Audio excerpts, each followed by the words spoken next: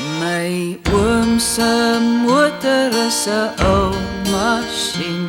Hy maak dit vol met dieselien en hy sing in die strate as hy ons kom sien. My oom is oud en ek is skaars 13. Baie dankie Lorika reg dat jy tyd gemaak het om so 'n bietjie met my te gesels. Dis 'n groot voorreg soos ek gesê het. Jy het oor die laaste 5 dekades 'n diep invloed op Afrikaanse musiek gehad. Hoe het jy ervaar hoe die musiekbedryf verander het oor die jare en hoe het jy jou musiek aangepas oor nuwe generasies? Ek dink nie ek het ooit enige aanpassings uitgedink nie. Ek het maar net gehou by wat vir my persoonlik gewerk het en gehoop dat dit sou tref met my gehoor. Ek dink egter dat my benadering miskien meer klassiek in teenstelling met eie tyds was. Ek het gevoel as ek op 'n benadering mik waar ek 5 jaar na 'n liedjie opgeneem het of langer, nog steeds daarvan sou hou. Met ander woorde, die toets van die tyd kon deurstaan, sou my werk eie tyds bly en relevant. Die plaaslike musiekbedryf het organies ontwikkel en bygebly met internasionale tendense. Dis wat ek dink. Ek dink dat dit slegs verander in terme van die magdom Afrikaanse kunstenaars wat daar vandag is. En dis teenoor die handjievol van ons wat destyds aan die gang gekom het.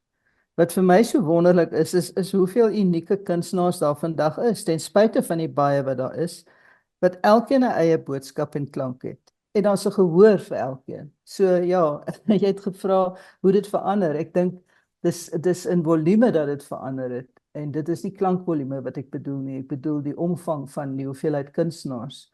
Maar almal is uniek, jy weet, almal het 'n eie stem. Dis vir my verskriklik pragtig. Dis 100% waar. En ek neem aan soos wat Afrikaans groei en met die musiek ook groei, so groei die kunstenaars saam met die musiek en hulle pas maar so 'n bietjie aan sonder dat hulle agterkom, maar want hulle is so met hulle gehoor dat wat die mense van hulle verlang, dit gaan hulle vir die mense gee. Ja, op 'n manier, maar ook, jy weet, 'n sanger is in 'n groot mate baie afhanklik van die mense met wie hy werk. En dit is veral die verwerkers, die vervaardigers, die ingenieurs wat byvoorbeeld jou opnames sou doen. En as ek nou praat van verhoogoptredes is dit iets anders, maar die twee voed mekaar, die opnames en die verhoogoptredes voed mekaar. So as jy nuwe liedjies opneem, dan gaan jy daai liedjies op die verhoog doen en so aan. Maar wat ek gevind het oor die jare, ek het met sulke goeie mense gewerk dat hulle vir my op 'n manier die rigting aangewys het as daar 'n nuwe klank moet bykom. Jy weet, ek het byvoorbeeld Kinders van die Wind, 'n hele paar weergawe van Kinders van die Wind gedoen. Maar op die Hotcats album het ek dieselfde Kinders van die Wind wat ek in Toet 1978-79 opgeneem het ek weer opgeneem.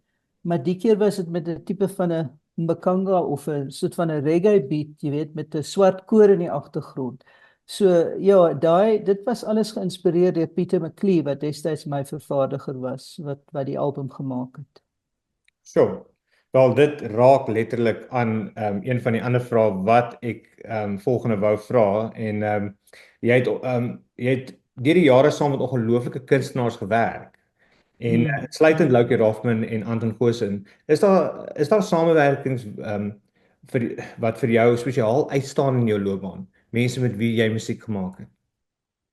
Wel, ek kan hulle almal noem en ek kan net sê op my samewerkings is ek so heilig soos 'n ma met 'n klomp kinders. Ek sal nooit enige een kan uitsonder nie. By elke kunstenaar met wie ek saamgewerk het ek iets geleer en bovenal was dit altyd 'n heerlike saamskepingsproses.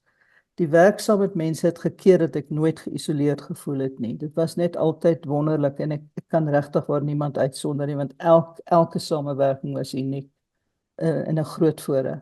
Een van die goed wat ek altyd sê van wat is die goed wat vir my uitstaan in terme van my ervaring van my werk en my loopbaan oor die jare is dat ek het die voorreg gehad om saam met mense te werk wat aan die bokant staan van die piramide van kunstenaars wat erken word as goed.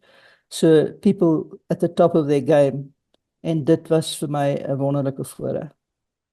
Dis fantasties.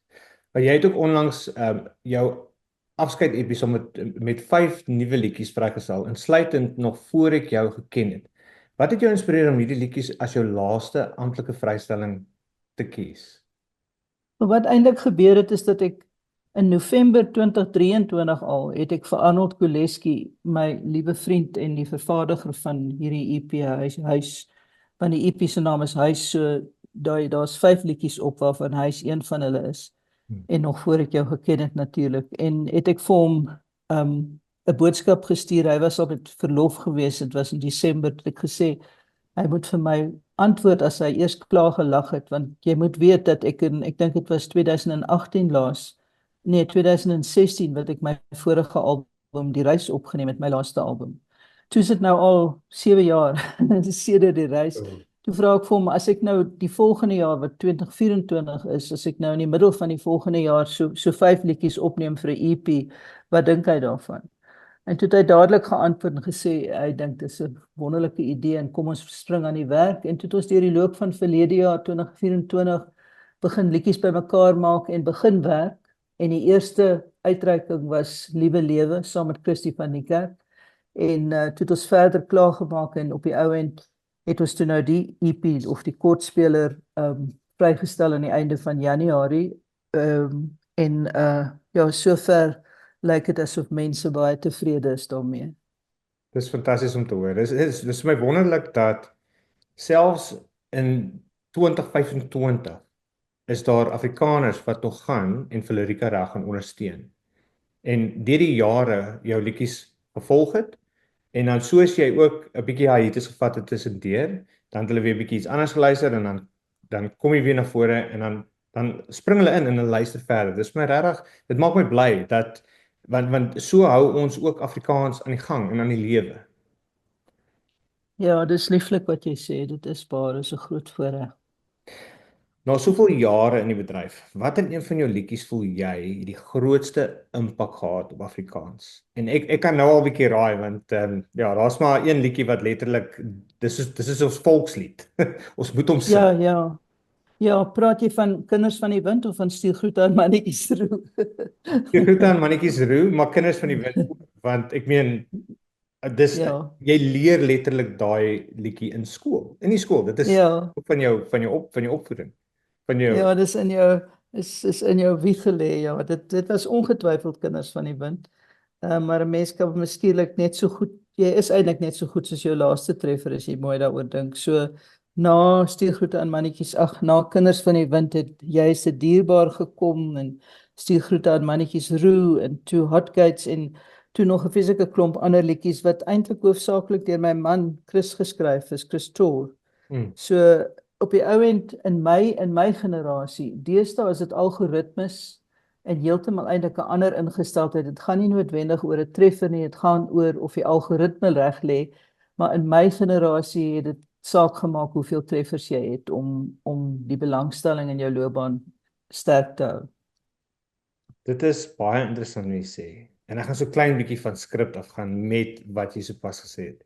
Nou, die volgende vraag was inderdaad oor Kinders van die Wind en ek gaan nog op daai raak, maar Steve Hofmeyr het in 'n onderhoud vir my gesê dat jy skryf baie liedjies.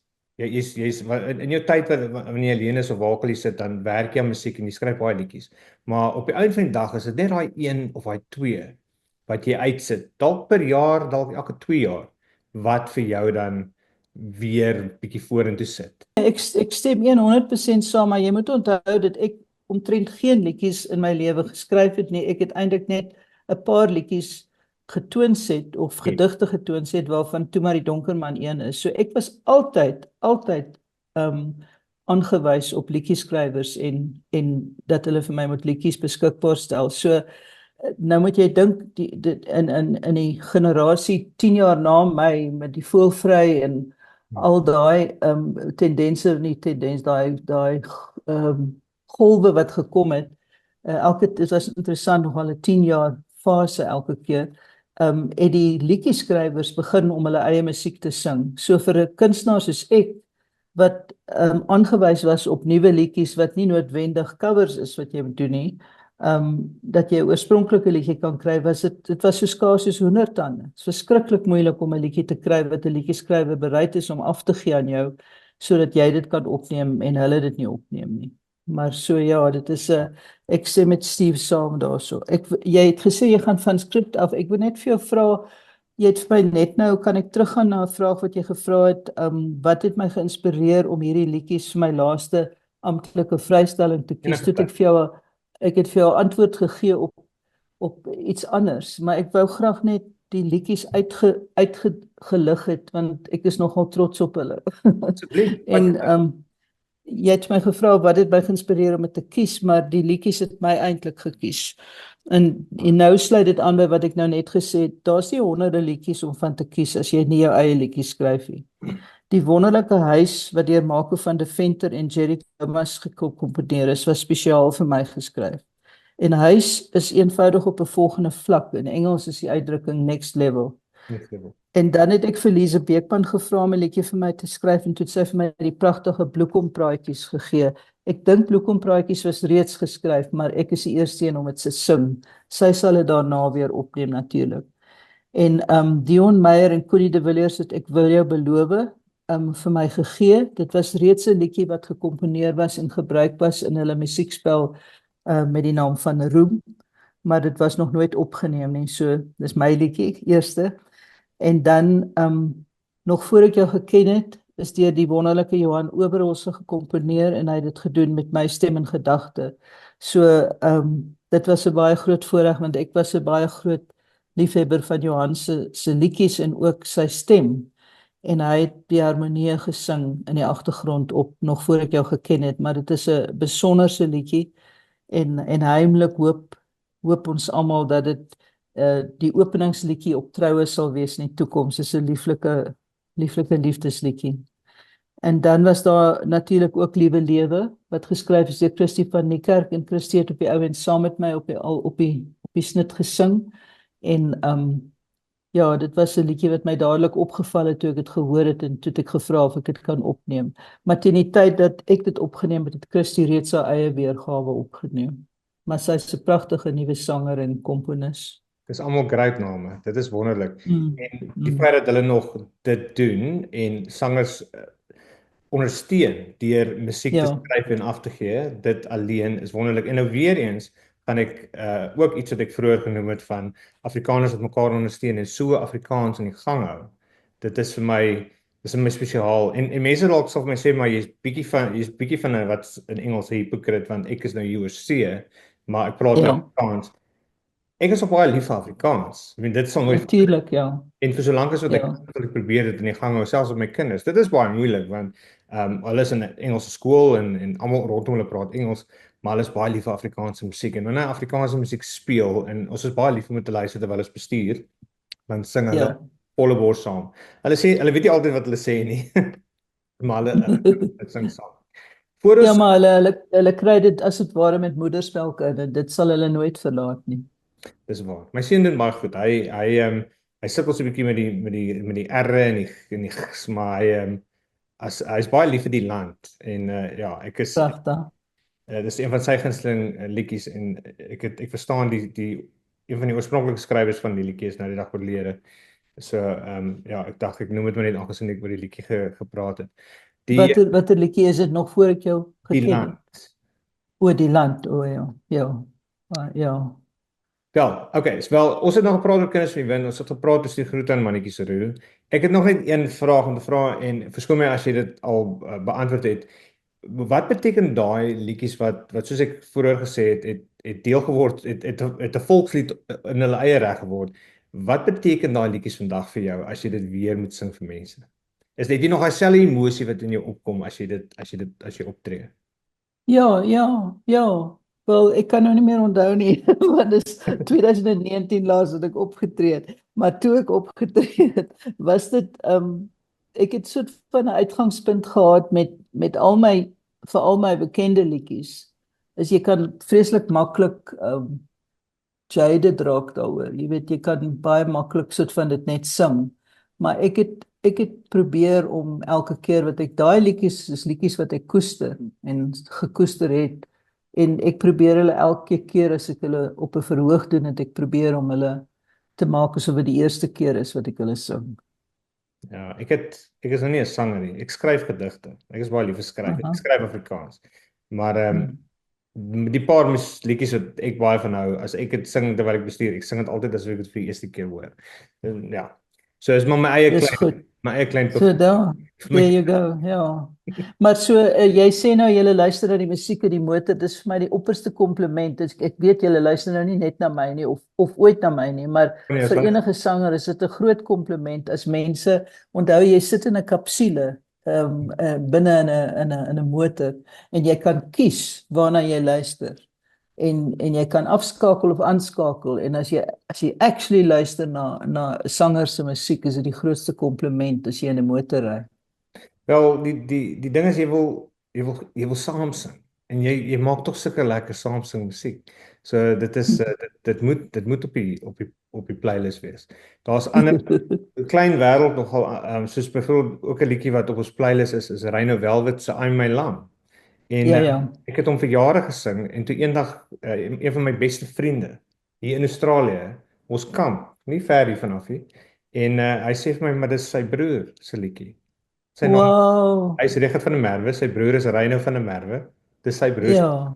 Ek kon dit Ag glo nie. man, En lieflik, man. en uit dit het ek alweer ek het al met Rhino ook gesels en ja, die wêreld word kleiner, veral as jy so ja, mense begin leer ken. Ja.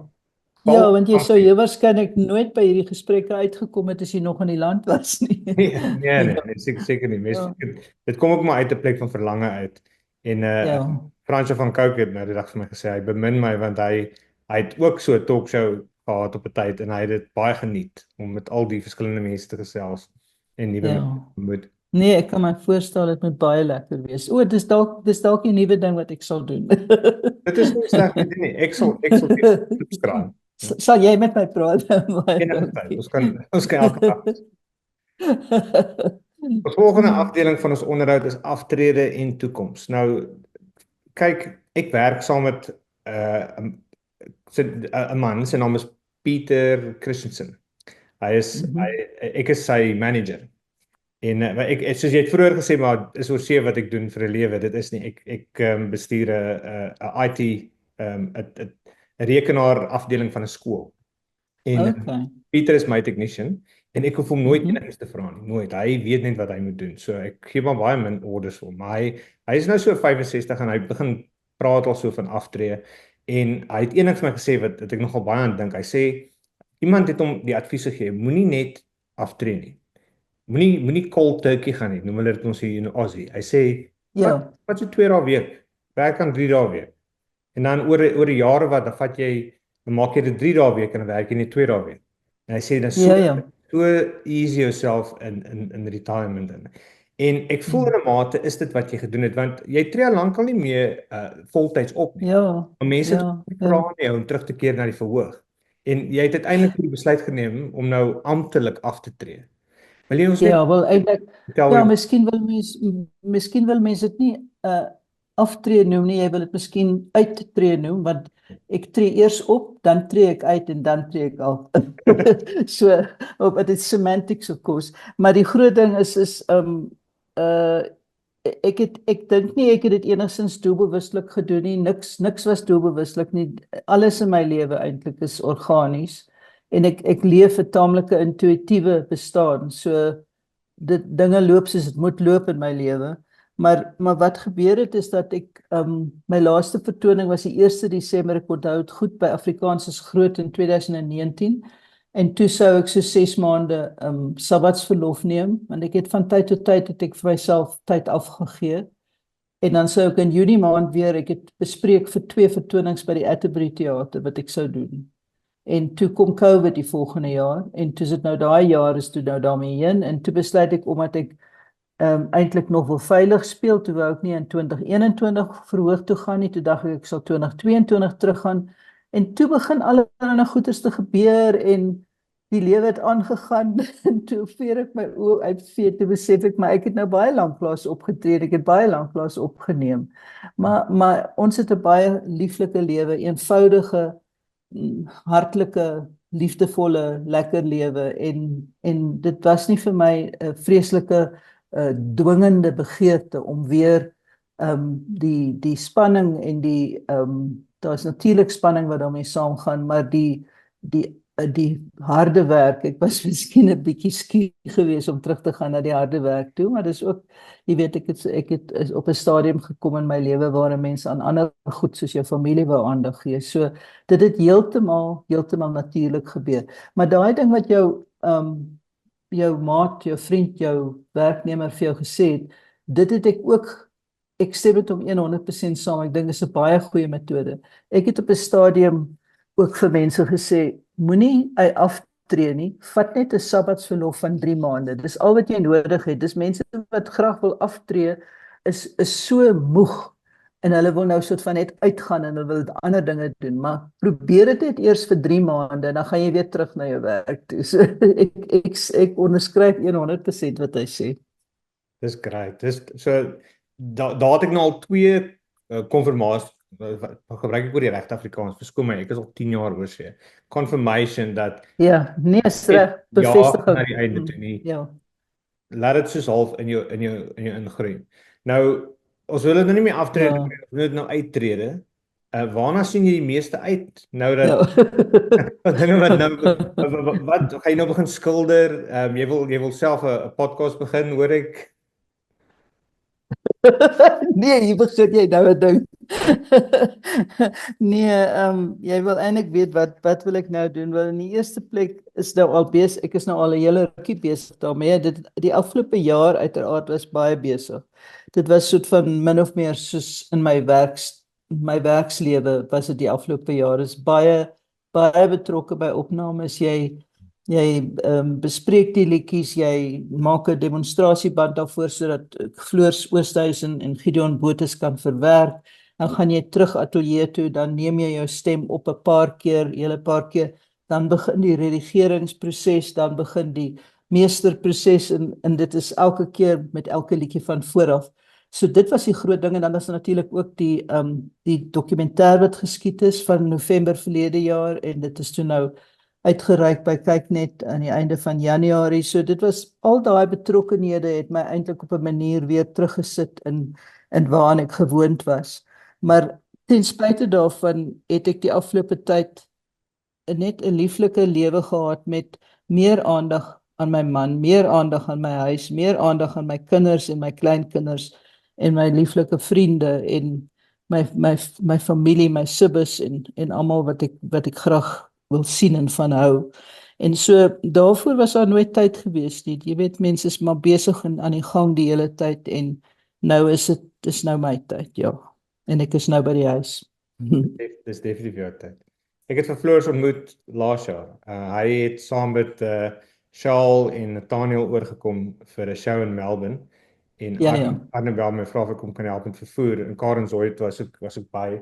En hy sê toe maar ek moet vir Karen Zoid na seun en vir is dit Henry die gitaris optel. En ek ry deur lughawe toe en ek dink myself ek ry bakkie en ek dink myself maar die bakkie is bietjie vuil en ek het klein kinders. So ek dink okay, ek gaan stop by die car wash op pad soontoe en laat hulle sommer 'n mooi valet gee. Betaal my $100 en maak hom mooi skoon en polish hom. Toe ek by die lughawe is, toe sê ek nou eers hallo van Nathaniel en so want ek het hom ons nou al ontmoet op die podcast en Arno sê my, by the way, jy vat van Nathaniel vir Floors en vir Charles Melbourne toe, of na die theater toe, Karen Zoid gesaam met hom ry. Toe stres, want dis Nathaniel in my kar. En ek het toe ek nou al bietjie met hom gedeel en ek is so bly ek die kar laat skoonmaak voor die tyd. Anders het hy daar gesit en ou knickknacks eet en Ja, ek is seker hy sou in elk geval baie grasievol daaroor gewees het. Wel, hulle was almal so snaaks. Hy, Floors en Charles het so die hele tyd grappies gemaak met mekaar dat ek het later begin ry.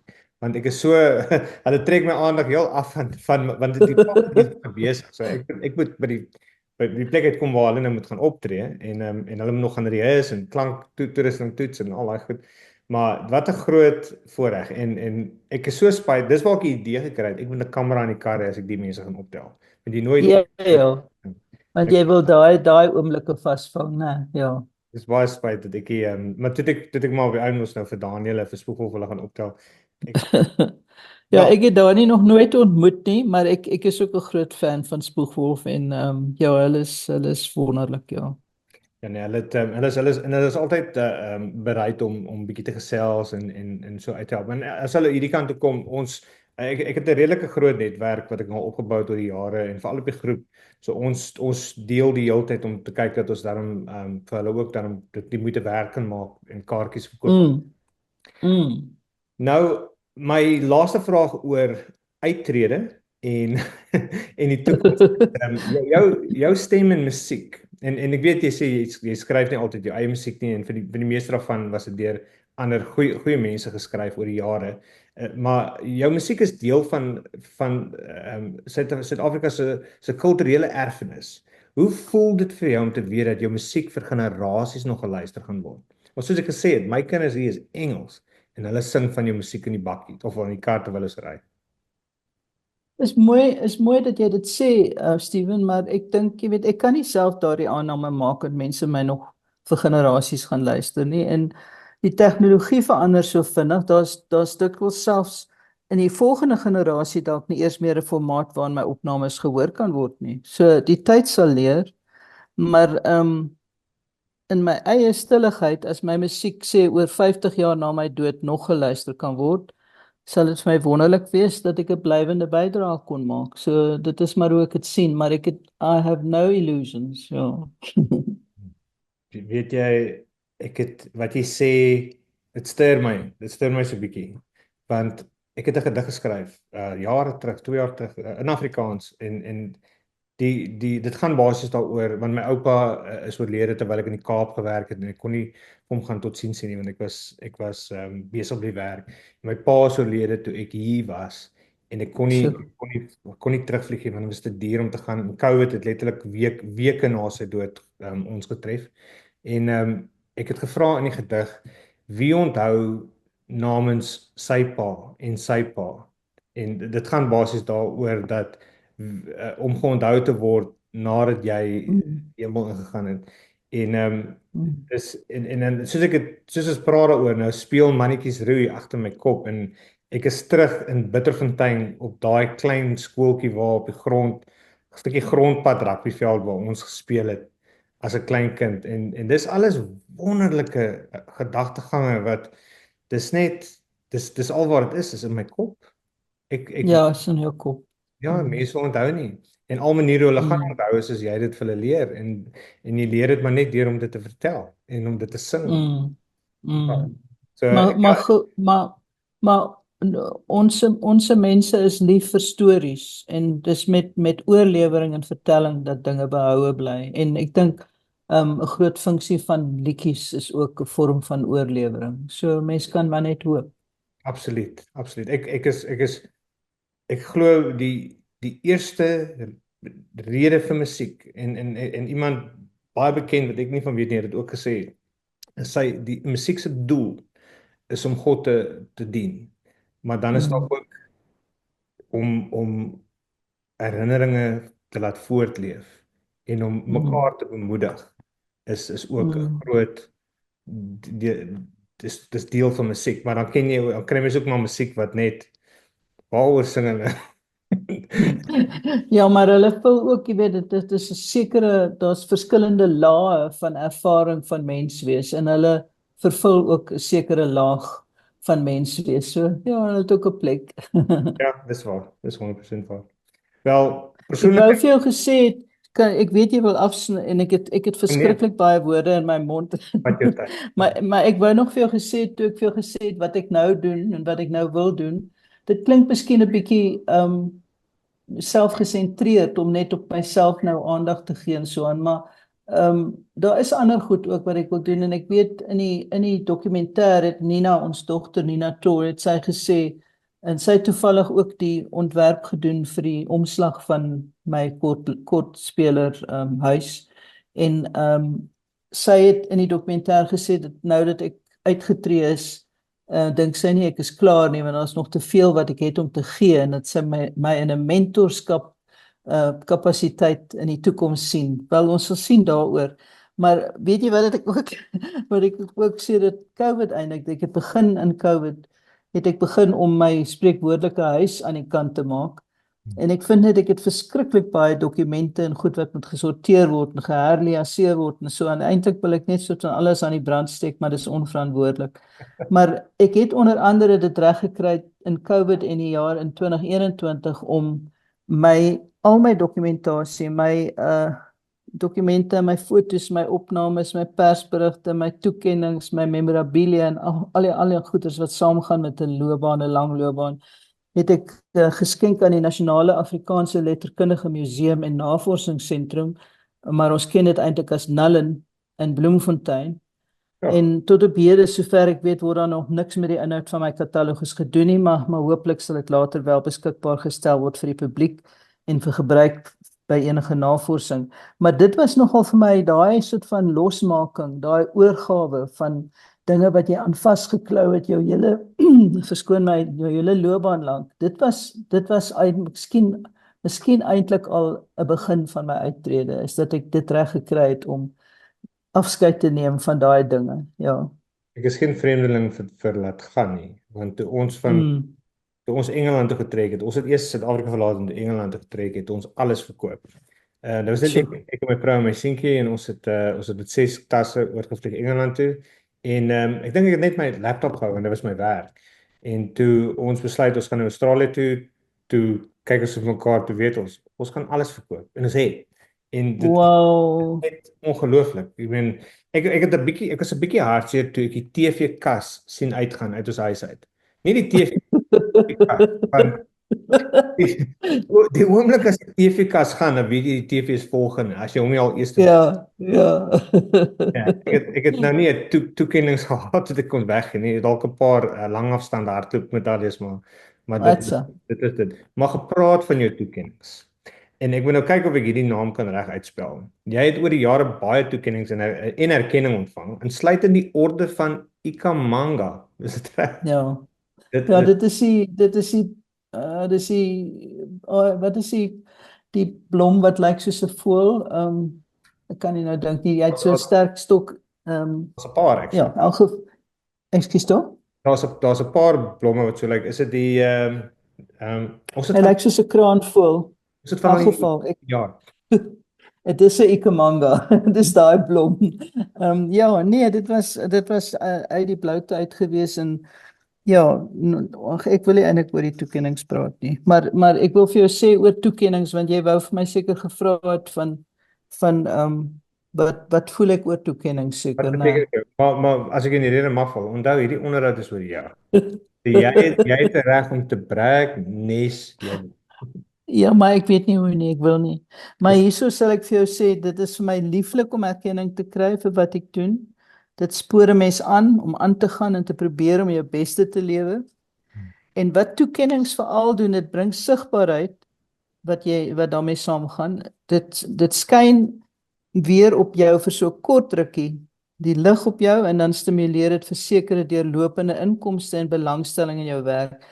En jy weet, dit is soms nogal regtig moeilik om die belangstelling te handhaaf as jy 'n vryskutloopbaan het. Dis harde werk. Deesdae dink ek wonder hoe ek my loopbaan sou aangepak het deesdae met sosiale media, want ek dink die kunstenaars werk so hard deesdae aan hulle sosiale media profiel en dit is uiteraard stimuleer die belangstelling in hulle loopbane. So ek wonder, ek het dit eintlik net misgeloop en ek wonder hoe ek sou gepresteer het in daai tyd, maar ek weet die kunstenaars deesdae gebruik sosiale media absoluut tot hulle voordeel en ek haal my hoed vir hulle af. Ek het probeer. Maar Ek dink ek het die hele sosiale media trein gemis met 2 jaar of so. Ek het oorsee is relatief groot op sosiale media, maar dit is ook danksy baie van die groepe oorsee was baie gretig om te help. Toe hulle hoor van oorsee van die app wat ek gebou het, die toepassing, wou hulle deel en ek was nie voorberei vir dit nie, want voorheen wanneer ek probeer het om iets van die been af te kry vir Afrikaans, was ek net gestop, want nee, jy kan nie dit deel nie, jy kan nie dit, maar toe hulle die app sien en oorsee sien, toe wil hulle graag help, en dit het baie goed gehelp, maar as ek byvoorbeeld vir François van Cooke of so met hom gesels, en ek het nou al 'n paar onderhoude ook met hom gedoen, en die manier hoe hy net gaan en op Instagram en al daai goed gaan Ja, deel. ja. Fenomenaal. Ek kan nie Ja. bybly. Ek kan nie bybly nie. En Ja. dis harde werk en dis dit vir my half ek voel as mense dit wil luister, sal hulle dit kom soek. So ek deel Ja. YouTube, ek sit dit op Facebook en dan hier en daar sal ek nou maar ietsie ook maar op Instagram sit want almal doen dit en so elke nou en dan gaan iets viral. Hulle is baie lief Ja, gewees met Wasserval toe ek hom 'n onderhoud mee gedoen het nou die dag. wat was met wie jy onderhoud gedoen het Dewald opgebreek? Wasserval. Dewald, ja. Ja. Ja, want Ja, Dewald is pragtig. hy het ook uitgetree. Hoe is dit? Ek het nie geweet. Hy sing nog so bietjie, maar hy het Amsterdam Right. getrek om IT te gaan doen. So hy doen die tipe werk wat ek, Okay. maar hy doen dit in Amsterdam. Wow. En ek het nogal Wow, wow. Dis ek vir maar Dis verdien IT technicians in Amsterdam meer as musikante in Suid-Afrika. Wat gaan aan? Dis sy verseker, nee. Klaar. Ja. Leani my was ook in die onderhoud en toe sy ook sommer nuuskierig. Sy wil ook weet. Ja, ja. Nee, ek sê dis harde werk, maar dit is 'n voorreg. Bly 'n voorreg. Wel, ons is op ons laaste vraag en ek wil nie hê dit moet eindig nie want dit is lekker om net weer te kan gesels en Afrikaans te kan gesels en net bietjie dieper te gaan as dit wat oppervlakkig is want ons stap maar so mekaar vas hier so in die winkel so en dan hoor jy maar hier in Woolworths, hier hoor ek iemand praat Afrikaans, maar die gesels is altyd oppervlakkig. Dit gaan nooit dieper as die vel nie en dis vir my lekker as mens nie bang is om net bietjie dieper te gaan in kultuur en die kunste in die veral want almal is ek is tog so lief vir Afrikaanse musiek. Is daar enige boodskap wat jy sal los by jou loyale ondersteuners wat jou deur die jare so geondersteun het en onder andere jou musiek op hulle playlist op hulle playlist het in hulle karre en waar ook al is? Ja, wel ek is net verskriklik dankbaar. Ek kan net dankie en weer dankie sê en ek meen waar sou ek vandag gewees het sonder my gehoor. My gehoor het dit vir my moontlik gemaak om aan te hou werk en nuwe werk te skep. Mens werk mos nie in 'n ligleegte nie. Maar my fokus in my loopbaan was eintlik altyd op my verhoog optredes, want ek is soort van so opgevoed, jy weet, in die verhoog. Dit was vandat ek baie jonk was ek op die verhoog. En dit is eintlik maar op die ou end my gelukkige plek waar ek die gemaklikste ook was. En my gehoor het kom luister. Hulle het my vertonings bygewoon en hulle het my musiek gekoop en hulle het geluister na my musiek en hulle het vir my gesê. So jy weet in die dokumentêr, die hele soort van fokus van die dokumentêr was 'n hele 90 minute lank. Was dit gewees dat ek twee families in my lewe gehad het, my musiekfamilie en my hartsfamilie. En so my gehoor was deel van my musiekfamilie en dit was vir my 'n baie belangrike verhouding in my lewe. So ek sal hulle nooit vergeet nie en ek sal hulle altyd dankbaar bly want hulle het vir my 'n lewe gegee. En so my boodskap is baie dankie. Dit is fantasties. Baie dankie vir jou tyd en ek hoop jy het 'n rustige vandag is Woensdag nog steeds. Nie so verleidbaar. Ek hoop jy het 'n rustige Woensdag verder en geniet jou uittrede. Baie dankie.